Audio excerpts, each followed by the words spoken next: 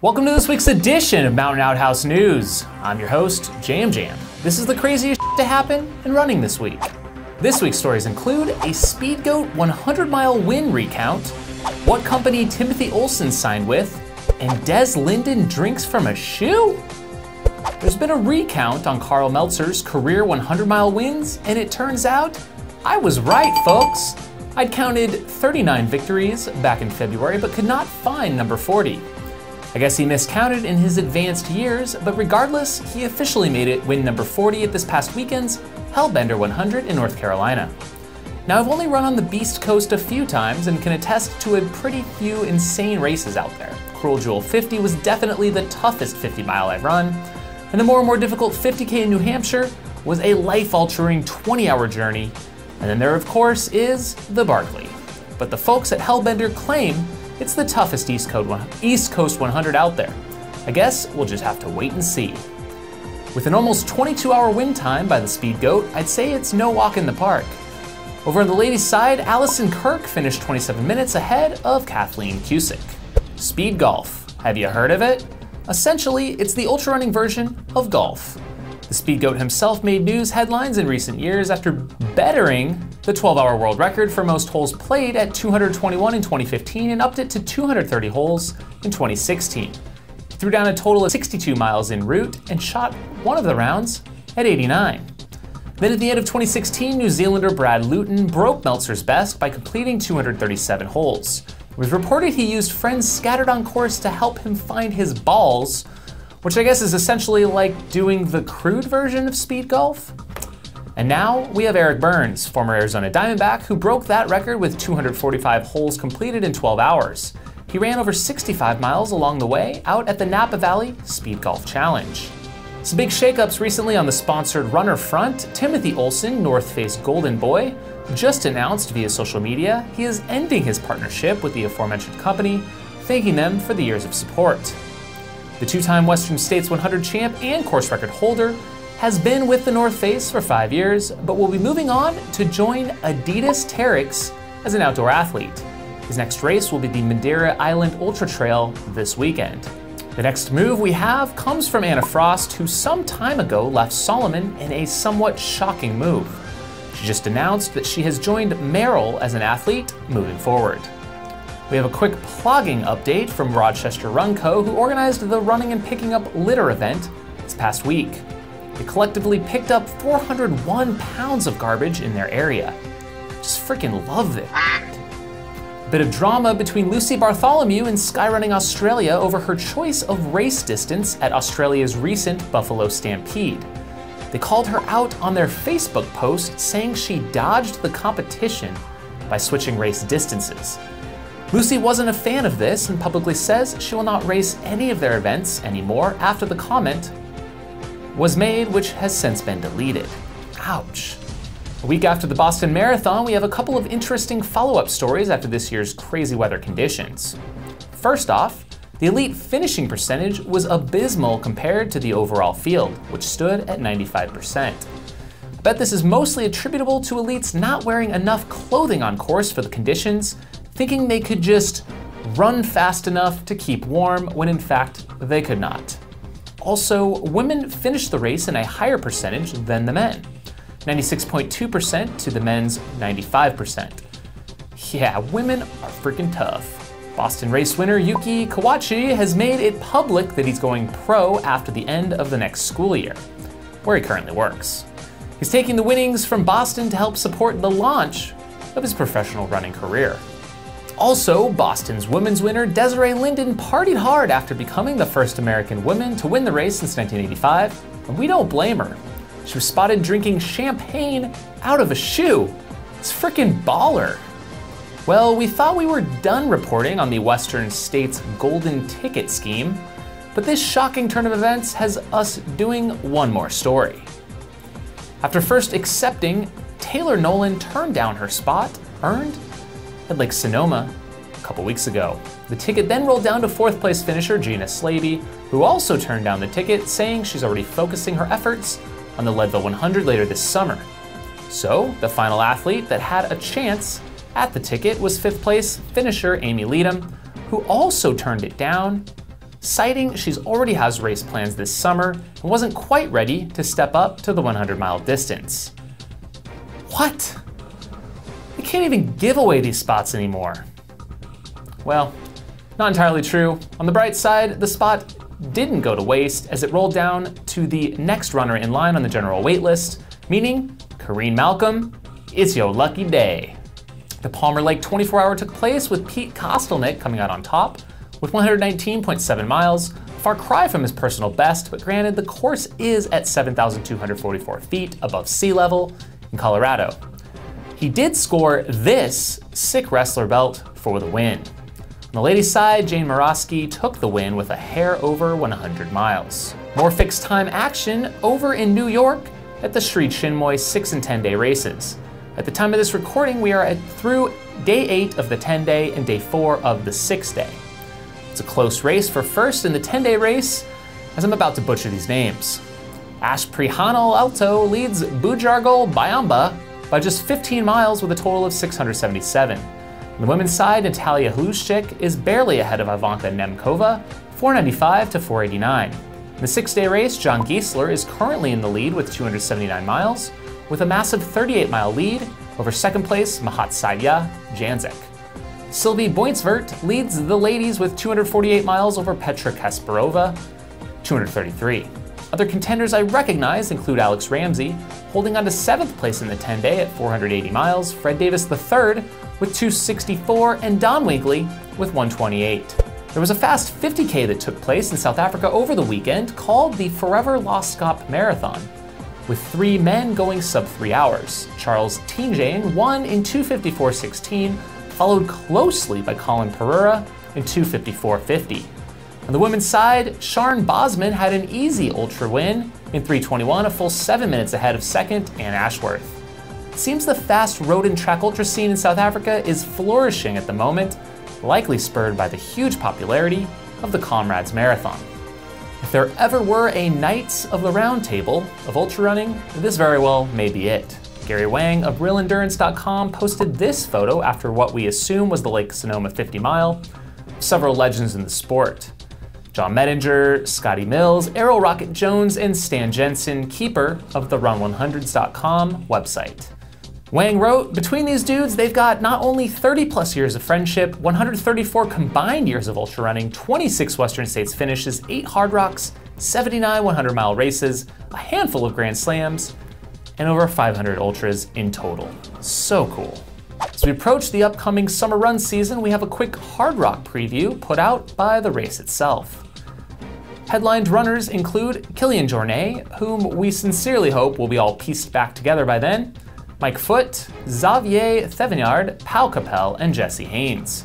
For the ladies, Nikki Kimball will face off against Andrea Hooser, Darla Askew, and likely Anna Frost, who should get in off the waitlist by July. Also of note is Mark Heafy going for finish number 20, and some going for their 10th Hardrock finishes, including Howie Stern, Liz Bauer, Neil Taylor, Ted Mann, and Daniel Benhamou. You've heard of the Beast Coast, and you most certainly know the Best Coast. But have you forgotten about the middle? Well, it seems this show has, but no longer. We now have our very own mighty Midwest correspondents with a little peek into what I can only assume the flatland running lifestyle is all about. Take it away, Katie and Amy. Hey Jam Jam and Mountain Outhouse Nation, Katie and Amy here from the mighty Midwest, bringing you the latest running news from the flatland and the rolling hill trails. Last time, Jam Jam was looking for trail results from the Potawatomi Trail Race here, known as McPots out in these parts. We're glad you found the trail race results, Jam Jam. In other Midwest news, the Zumbro 100-mile endurance race up in Philman, Minnesota took place this past weekend.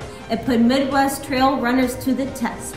Even the rough and tough Triple Crown finisher Doug Beatty called it quits after mile 45. Doug, how was the race? Well, Amy, it was Mother Nature provided a real shit show out there for us. With rain, mud, all kinds of mud. Deep mud, soul-sucking mud. It was just muddy. Rain, freezing rain, snow, and high gusting winds up to 40 miles an hour. Doug, how many people finished the race?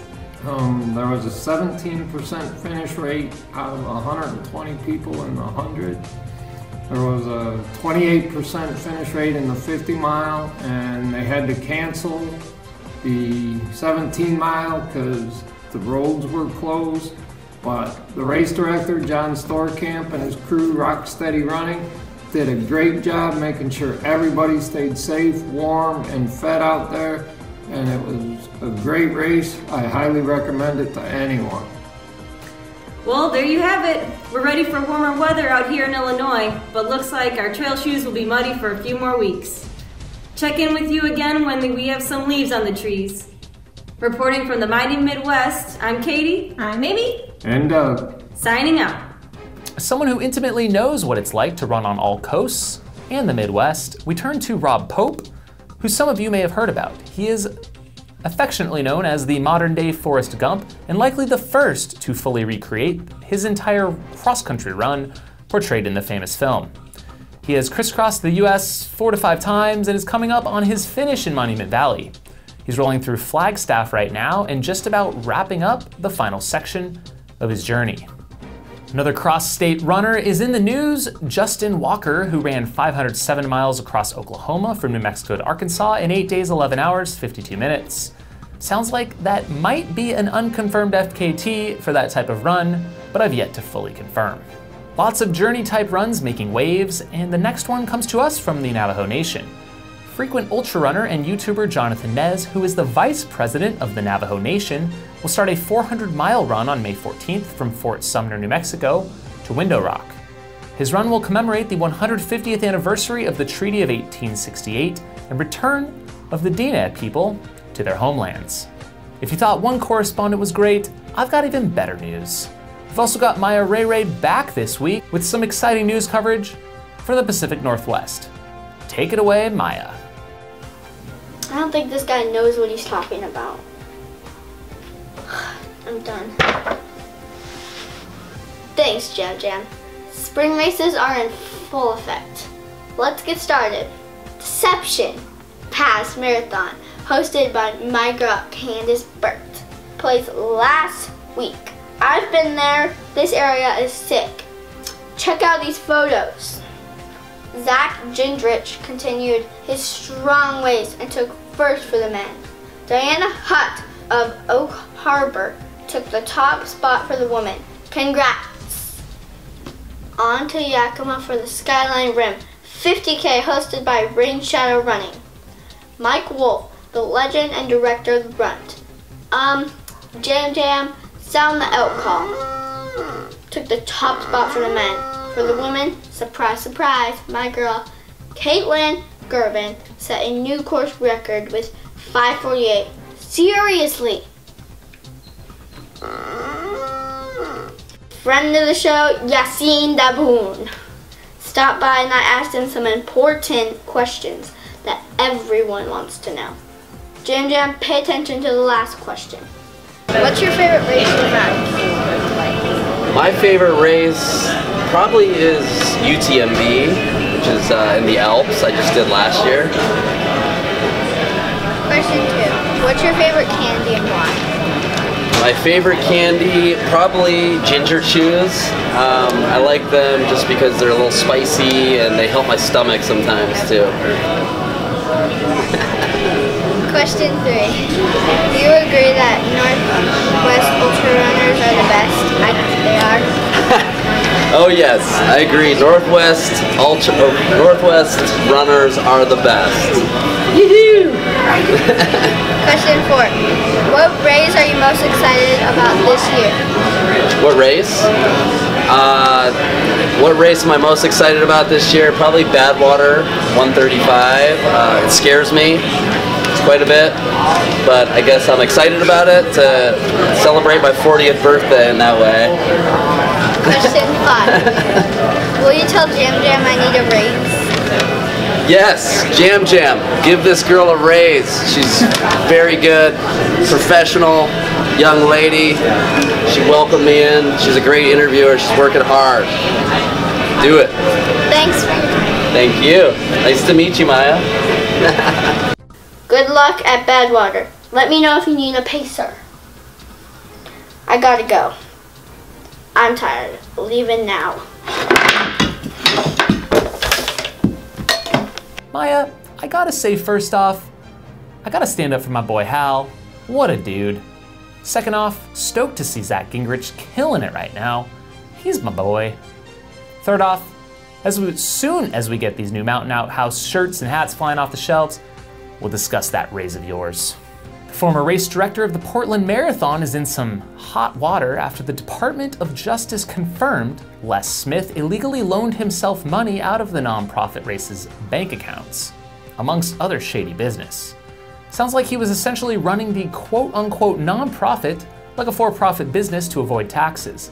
He contracted out services to his for-profit company, Next Events, to the tune of $400,000, and failed to have a minimum 3 board members on call.